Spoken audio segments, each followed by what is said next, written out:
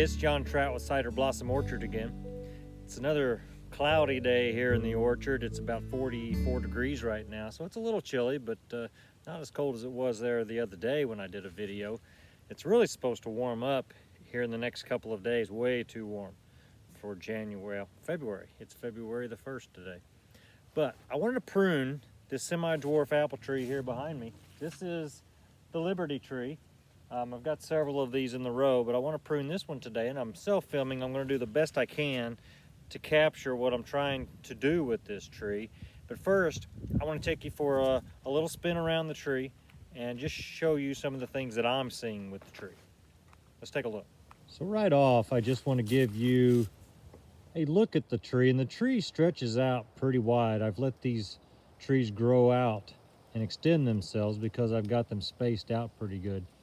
But you can see the tree has got a little bit of bushiness to it there in the bottom. And then as we work our way up towards the top, well, I can see some longer whippy limbs that need to come out.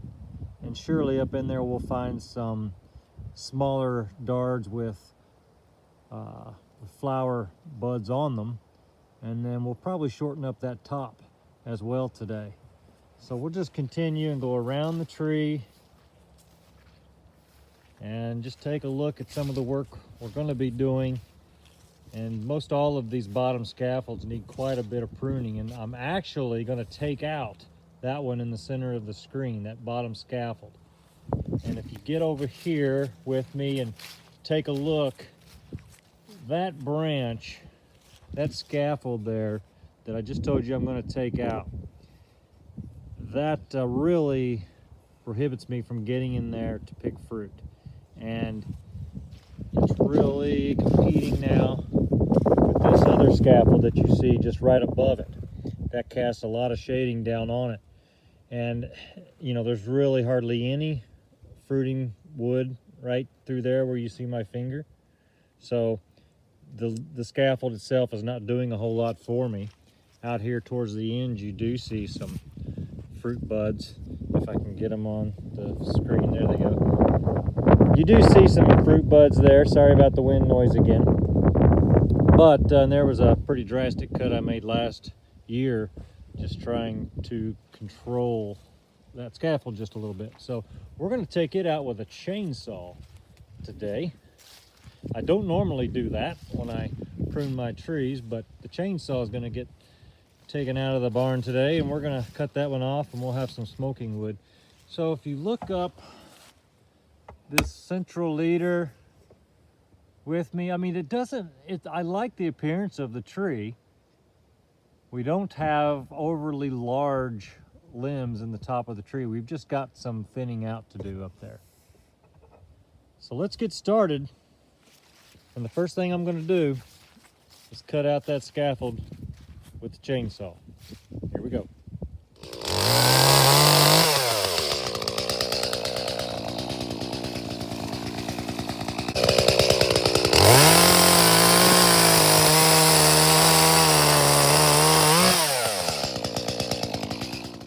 Okay, so let's have a look at that cut. Not too bad. It's going to heal over. It's a big cut. I don't like to make cuts that big. It's going to take years and years and years to heal, but it's going to start healing this year. And then as a little side benefit, you cut that thing up and you get some, I just throw it on the charcoal grill sometimes, right on top of the charcoal, and it gives things a good apple wood smoked flavor. Then of course, these are some of the branches, and when I'm finished up, I'll probably get a few pieces of cyanwood. We'll be grafting a few Liberties on dwarf trees this spring. Okay, so let's have another look at this tree. Okay, first of all, as I look at this first scaffold here on this semi-dwarf Liberty, the first thing I'm going to do is shorten it up. Shorten up this long scaffold branch. You can see where I made a hard cut last year, and then the vigorous growth we got as a response, and we're going to get that again, but the scaffold's got to be shortened up, and it should have been done earlier in the life of this tree. And then as we move on, we're going to thin out some of these shoots coming off of here. I'm looking for any of these long, smooth shoots, which you could call whips. there are quite a few of those on this scaffold branch that we'll need to take out. So you'll see me doing that, as well as just coming through here and thinning out these areas where we've got some crossover and just taking the best fruiting wood and leaving the rest. So hopefully this shows up pretty good. Here we go.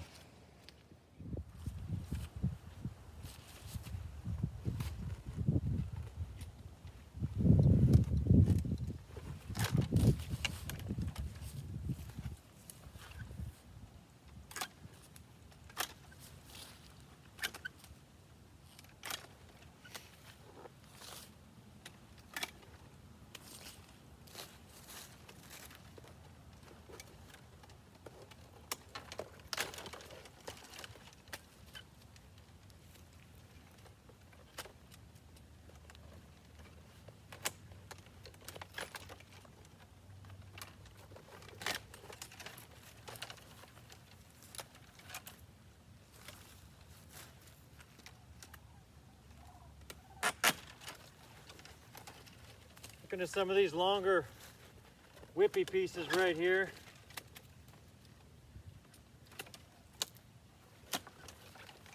We call those water shoots and various different things, but yeah, they're fruitless, and you know them by the smooth long growth there. I don't like that either.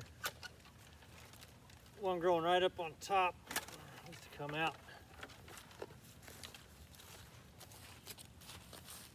Try to stay on this side so you can see a little bit of what I'm doing. And that all needs to leave this shoot there and take that out. Go ahead and take all that piece out. Okay, that's probably the big stuff. And we'll start refining here just a little bit. Okay, let's go have a look. I finished up these bottom 3 scaffolds, pretty much just adhering to the same principles I explained. Here's the one that you saw me do. I hope you saw that at least fairly well. You can see that I left a lot of stubs. That allows for some new shoots to come out, and you get these nice little shoots like this that will produce apples in just a year. Just a year's time. It's a really weak wood that comes out of those old cuts, and so don't be afraid to leave a little bit of a stub. I know that we've all been trained to cut flush and that kind of thing, but don't be afraid with your apple trees, because that leaves just a little bit of wood there to make, here's our, well, let me finish my thought, to make new fruiting wood. Okay, so you'll see me do that a lot. Now here is a cut that, boy, you should really not do with your apple trees. This one is just a pretty special case, and you may have this as well if you've not taken care of your trees, maybe like I did with this one. But this heading cut right here is going to be wanting to vigorously grow from this point this year, and that's okay. That's okay. We'll come back and prune it next year. But anyway, we took out all those sprouts, those long whips off the top, that wood that you get on the top that shades the apples. Okay, so you want to take out what's on the top so you can have full sun down that scaffold limb, and that's going to look real nice whenever we get to spring bloom. And I mean, you look at this and you think, oh my goodness, what a mess. That's an old cut right there where there was a limb, and you can see a fresh cut there, and these new shoots jumping out here. But lo and behold, look at, yeah, my thumb just looks terrible, doesn't it? But lo and behold, there are fruit buds on this wood. And that's what apple trees like to do. That's why some of these apple trees just look like they're old matriarchs. All right, there's an old pruning cut that I actually had to go back into just a minute ago because of the whips coming out of that. But hopefully next year we'll get some fruiting wood shoot out of that. Here's a piece here that shot out last year. All right, and I believe those are flower buds.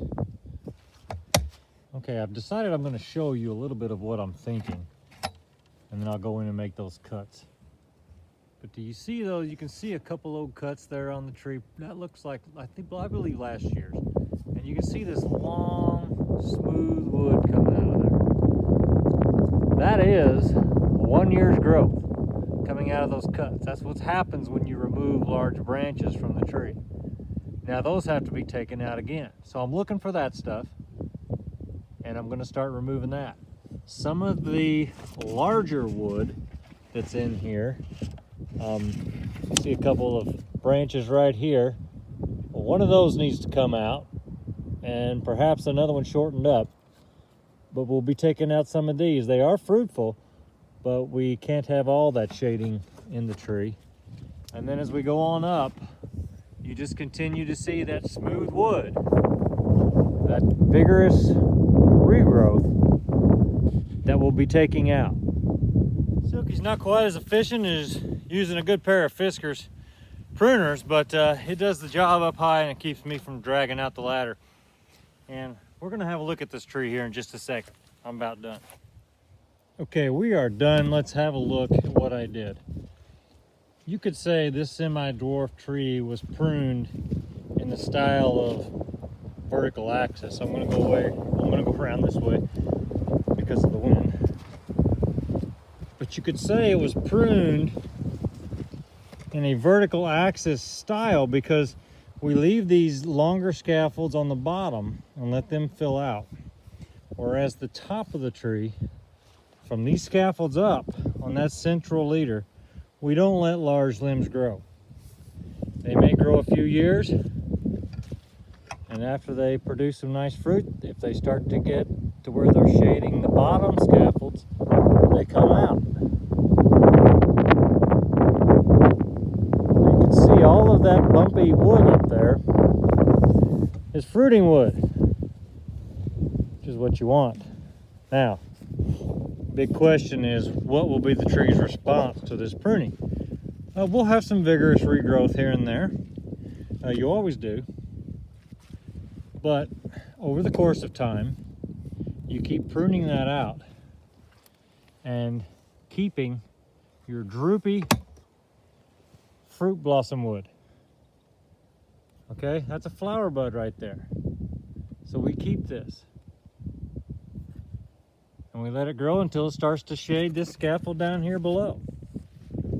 And if we go on up, you can see I shortened this tree. Maybe hard to tell on camera just how much, but I did shorten this tree. I cut it off right there. I left a whip up top to take some of that energy up. There's no apples on top of that tree. That's fine. But I don't want to deadhead it without something to take all that energy and try to grow. And then we'll cut it down again next year. We'll come off of that.